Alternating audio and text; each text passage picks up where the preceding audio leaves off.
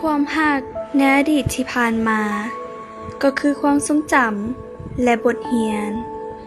ที่เฮ็ดให้เน่รู้จักความหมายของคำว่าหัก และเน่เชื่อว่า ความหักครั้งใหม่ของเน่ต้องดีกว่าทุกๆครั้งที่ผ่านมาแน่นอน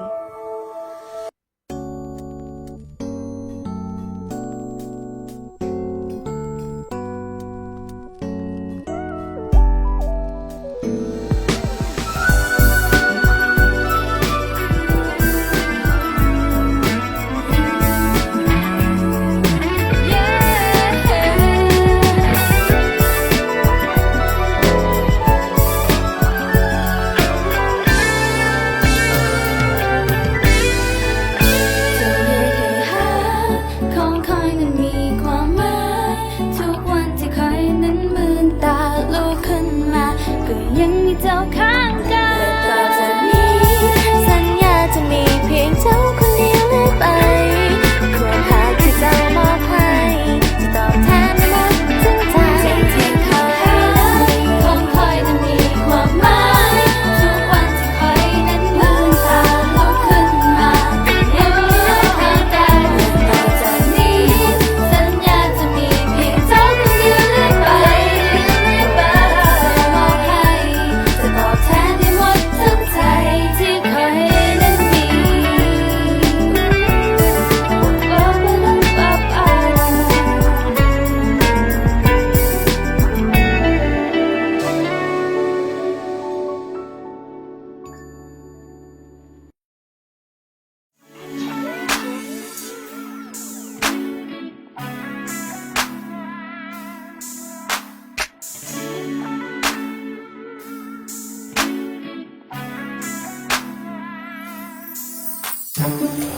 ป๊าเน่ขอเงินเน่จัก10 ล้านได้บอกเพื่อเน่เจออย่างที่ถึงใจเน่จะปวกประเดี๋ยว เอ้าเมี่ยงเมื่อวานนี้ก็หาก็ให้ไปหมดแล้วสบอกเอา thank you เด้อป๊า love you มื้อแรงป๊าบ่ต้องมาหับเน่เด้อเดี๋ยวเน่กลับเองบาย กูน่าจะกลับไปทุกคือเก่าลูกสาวกูจะกินนี่จะขวบ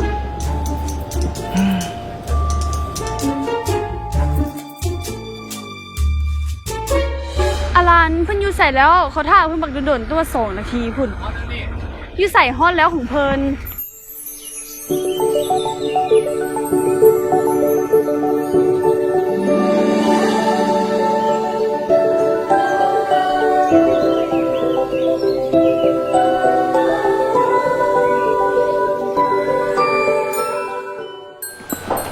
ยืนเกะกะของทางเจ้าเกือบทุกต่างแล้วบ่หั่น เขายืนลมโทรศัพท์ยังงามก็เจ้าหั่นแหละย่างมาต่ำเขาเอง แต่งตัวปานนี้บ่เวอร์โพดว่ะปานสิไปออกงานแสนใหญ่นี่ อลันนี่คือสุดธรรมดาของเขา มันคือสุดไปกินข้าวซึ่งเขานัดเพิ่นไปกินข้าวอลัน ก็เวอร์โพด สงสัยเพิ่นลืมบ่เลิศบ่เชิดบ่แม่นคุณหนูเน่ๆคุณหนูเน่ๆคัมแบ็กอลันมื้อนี้เพิ่นอยากกินหยังเป็นพิเศษบ่เดี๋ยวเขาเลี้ยงเองเขาด้วย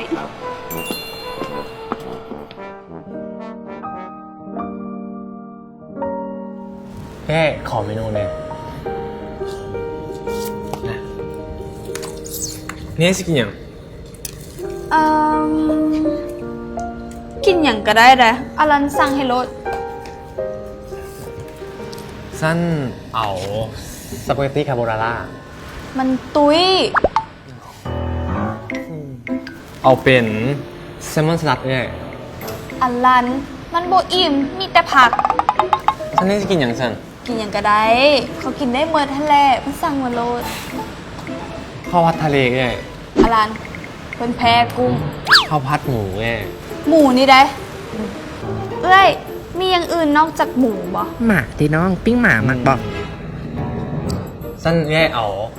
น้ำดื่ม2 น้ำก้อน2แล้วก็ซิกบินนี้ได้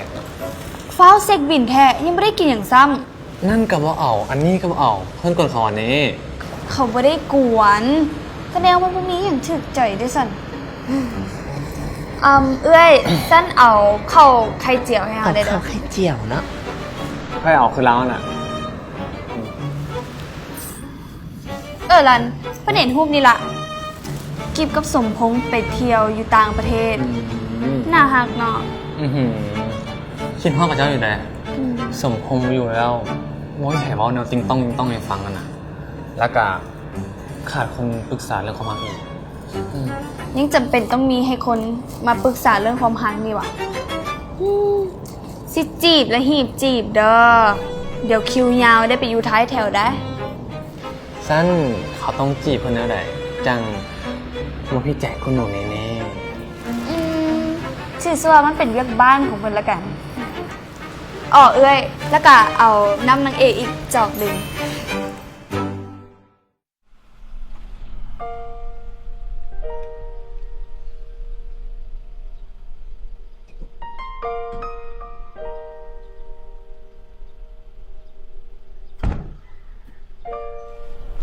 อลันขอบใจที่มาส่งเด้อ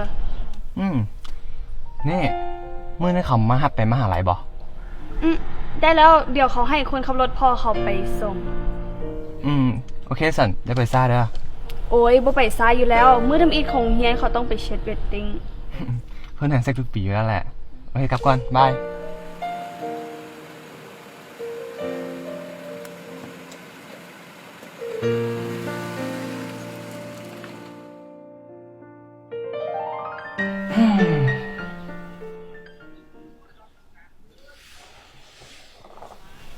นี่เขาหูจะกัดมนุษย์อะไรเพิ่นก็หูว่าเขาคิดหยังเพิ่นอยู่ เขาว่ามันน่าจะถึงเวลาแหละ ที่เพิ่นต้องขอเป็นแฟนเขา เฮ้ยบอแมนมึงต้องขอเป็นแฟนนี่ไม่ได้ขอเป็นแฟนมึงอลันเอาไหม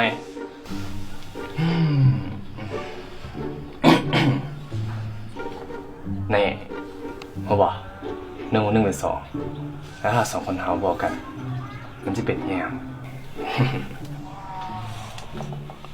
เป็นแฟนกันเนาะเฮ้ยเรียนเว้ยถ้าว่าหมดประโยคนี่คือจะหักอกกันแท้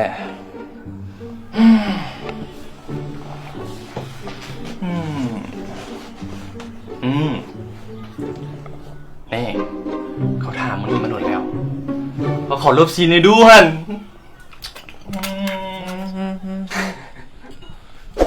เนี่ยก้าวมาอย่างคือเข้าประตูก่อนเสียมารยาท กูต้องมีมารยาทมีอีกว่ะคันกูขอกูเชนมึงอากาศว่ะ โอ้โหดูมีอย่างว่ามา มาทากินข้าวเรามากินพร้อมกัน เดี๋ยวลงไป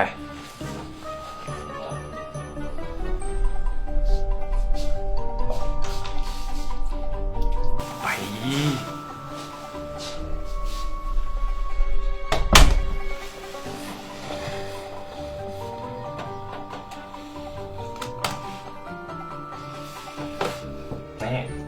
ขอกินข้าวกันนะ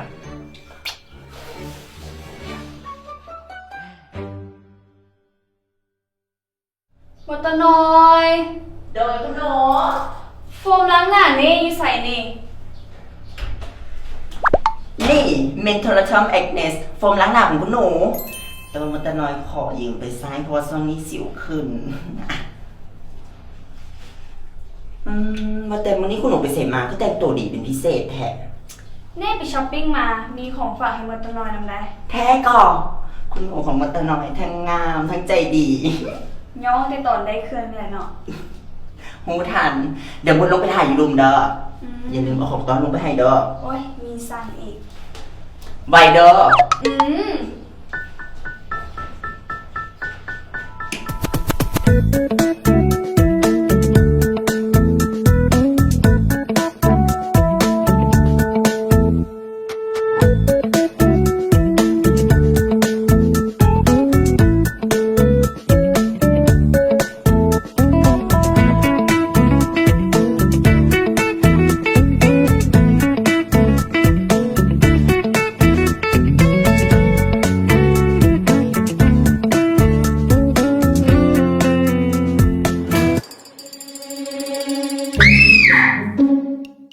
มดตะน้อย เมื่อกี้ตอนที่เน่ล้างหน้าอยู่นะยูซื้อกับโก้มันก็ตกลงมาใส่อ่าง เน่นะโคตรตกใจเลยมดตะน้อยฟังเน่อยู่อ่ะ ฟังอยู่ นั่นแหละ หัวใจเกือบวาย บุหานเพิ่นกาวไว้ ถ้ากับโกห้อง ตักแก่ ตักแก่ ตักแก่ คือมันบอกข่าว แต่ถ้ามันตกลงมาใส่ ถือว่าเป็นข่าวดวงตก หรืออาจจะเป็นข่าวซวยของคุณหนูก็เป็นได้ ข้าวสวยเลยว่ะ yes มัวตีบางทีกับโก้มันอาจจะเมื่อยขาก็ได้ มันก็เลยโดดลงมาเซฮายซื่อๆได้บอกเฮ้ย มัวล่ะ นอนก่อน ไอ้สิสวยสิเฮงกระสางตีมดตะนอยเฮง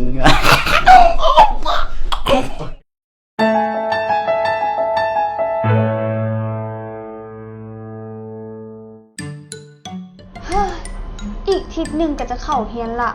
สิวจะมาขึ้นอย่างตอนนี้ต้องแก้ไขด่วนปะเขาพร้อมละเฮ้ย มันต้องขนาดนี้เลยว่ะพาเขาไปซื้อแน่เขาอยากให้สิวของเซาไว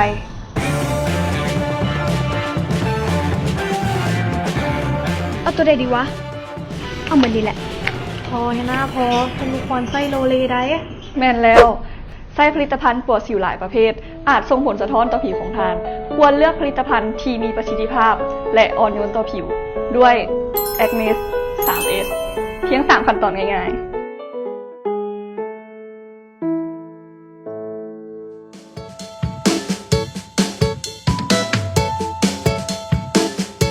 หน้าเข้าใจบ่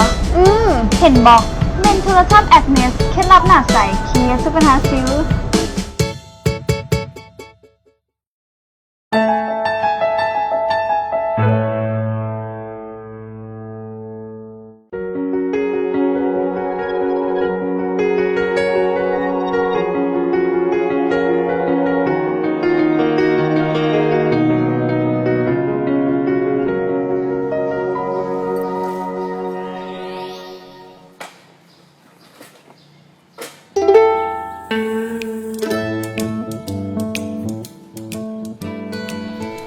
เฮ้ยฮะนะมันไผ่นะคืองามเนี่ยโอ้แล้วซินนี่เนี่ยอยู่ห้องเดียวกันนึกค่อยมดมหาอะไรนี่มึงผีเลิศกว่าเราตัวท็อปมากกว่าก็ได้อยู่โอ้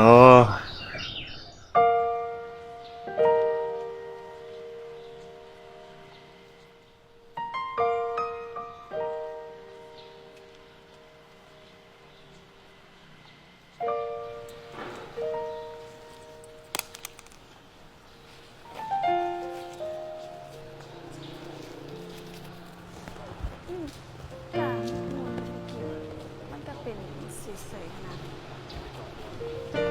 อ๋อโอเคไม่กับไม่ดีนั่นแหละเดี๋ยวเขาถูกกับของพวกคนวะของไผ่เฮ้ยเพิ่นเฮ้ยอ๋อ เอ้า เพื่อนเป็นยังบ่หัน เจ็บตัวเบาะถามได้บ่เป็นหยัง มาเดี๋ยวซวย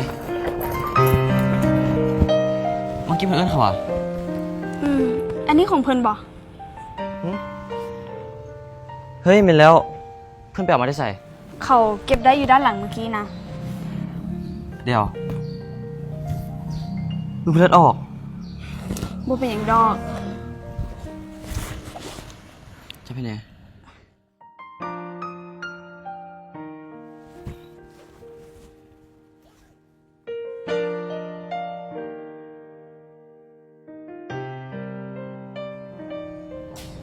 เฮ็ดหยังดิ อ๋อทองม้วนเห็นมันซอยไวๆดิ เพิ่นคือว่าเพิ่นเป็นแฮร์รี่พอตเตอร์อ่ะ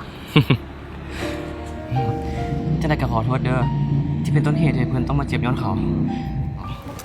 บ่ดอก เป็นย้อนเขาบ่ระวังเอง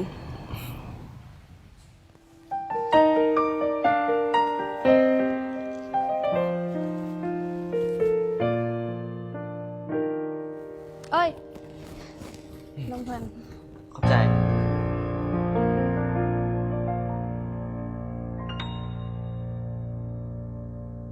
นาเดียเพิ่นจืออีคุณหนูเนเน่ได้บอก คุณหนูเนเน่ อ่าฮะ จือเป็นอย่าง อ๋อเมื่อวานนี่บอกจะนานดูเวิร์เทรสนานใช่ชนะของปลอมนี่แบบโอ้อีของปลอมบอลลงนะใส่ไปได้ไงของปลอมอีคัน ก็คือสิเป็นความเพื่อนนั่นแหละกิบของแท้ว่ามันซื้อมันกันเลยค่ะก็จัดเป็นโฆษณาให้เลยป่ะ ก็คือสิแม่นั่นแหละกระเจ้าก็คือสิอิสาเขากระเจ้าก็เลยนินทาเขาขนาด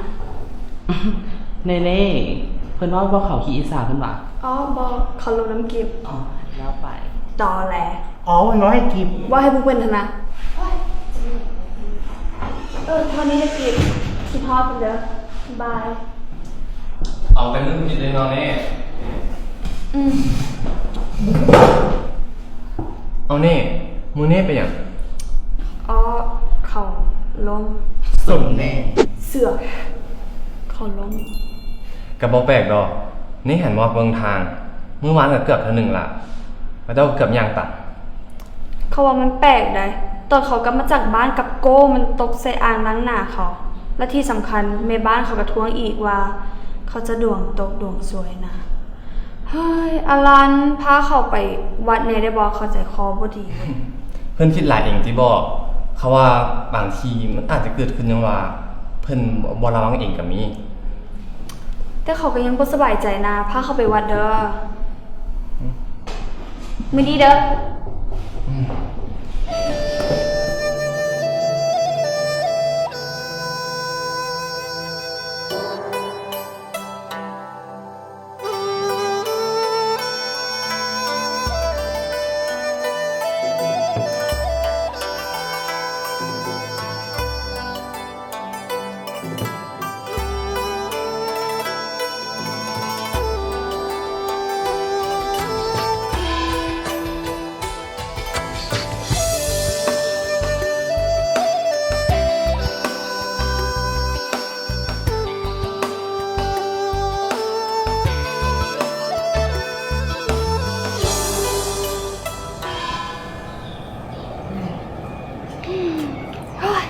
อลันเพิ่นฮู้บอกเขารู้สึกโคตรสบายใจเลย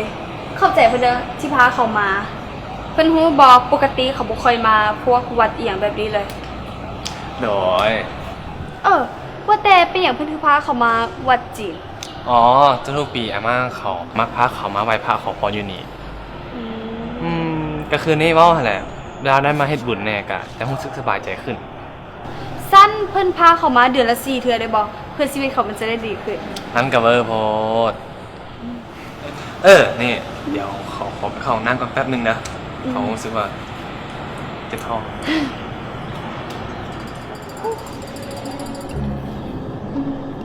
ส้มสตาร์นำพาได้เบอร์2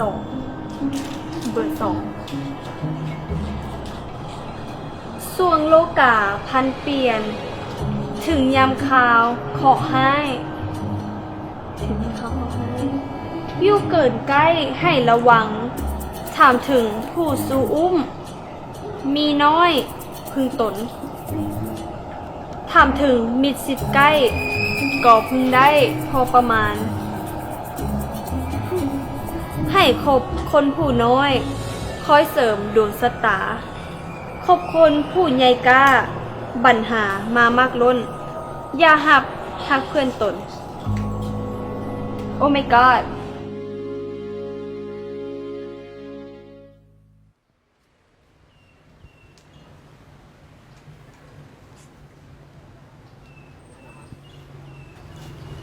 อ้าวเอ้ย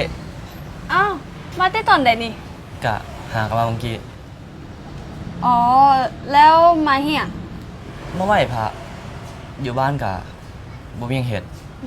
สั้นกดใส่เอ้ยแหน่ อ๋อละมือไอ้ดิเพียงไหนเศร้าละ อ๋อเศร้าแล้ว ขอเบิ่งเนี่ยเศร้าไว้ดีเนาะ บอกแล้วพัดลมมีคาถาดี พัดลม อ๋อซื้อพัดลม ซื้อแปลกดีเนาะ ก็บ่ได้แปลกนะ พ่อก็ซื้อแอร์แม่ก็ซื้อกระติกน้ำ โห มาเป็นเครื่องไฟฟ้าเลย อ๋อ เอ้ยลืมบอก ไอ้สื่อ อันนี้ เอ้า ฮู้จักเอื้อยวะ ได้มหาลัยมีแผนกที่บูจากเอื้อย ว่าล่ะเอ้ยออกจากพอกเวลา ยังบ่ได้เว้าเธอนะว่าเอื้อยดัง อ้าว ยอก ยินดีที่ได้รู้จักเอ้ยเน่ โดยยินดีที่ได้ฮู้จักน้องผัดลม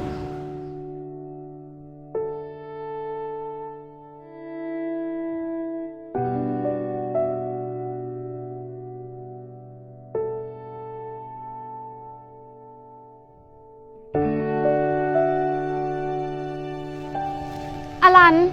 เพิ่นมาเฮ็ดหยังอยู่นี่นี่ เขายืนท่าเพิ่นอยู่เทิงบักดนๆโห เพื่อนท่าเขาเสือวะ ท่าเลยเนาะ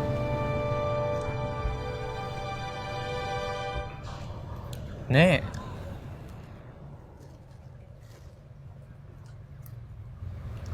เป็นแฟนเขาเนาะเน่ยังท่าเขาอยู่แมันบอกถ้าเน่บ่พร้อมกะบ่เปลี่ยนได้ อลัน เขาเป็นแฟนน้ำเพิ่นบ่ได้ดอก เขายังบ่ได้ฮักเพิ่นถึงขั้นจะต้องมาเป็นแฟนกัน อีกอย่างเขาเซียมซีได้ใบสองคำทำนายมันบอกว่า ถ้าเขาคบคนรุ่นเดียวกัน ชีวิตเขามันจะตกต่ำ เพื่อนเสื้อใบเชียงซีใช่ป่ะ เสื้อแหละ อีกอย่างมันบอกเขาว่า ถ้าเขาคบเด็กน้อย ชีวิตเขามันจะดีขึ้น เพิ่นเข้าใจเขามันบ่ เข้าใจ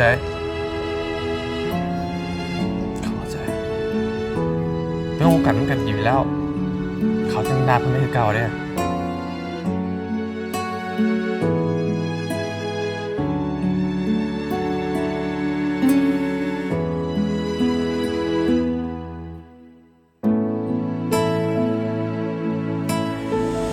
กลับบ้านนอนนี่มันใกล้จะค่ำแล้ว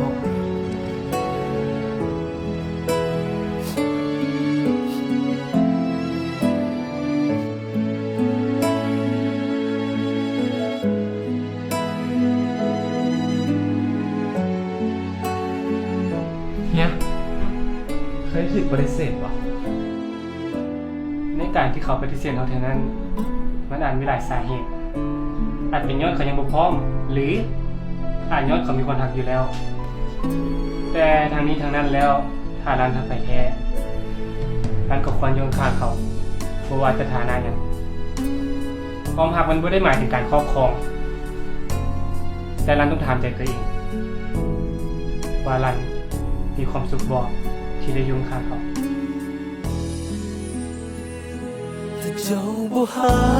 กจะมาให้ความหวังเพื่ออันใดก็หูว่าคนนี้มันหวั่นไหวเวลาที่เจ้าให้ความสำคัญถ้าเจ้าบ่ฮักอย่ามาทำให้กันถ้าสุดท้ายเจ้าให้ค่อยเป็นเพียงเพื่อนกันคือบ่อยากเป็นคนนั้นที่ต้องเสียใจ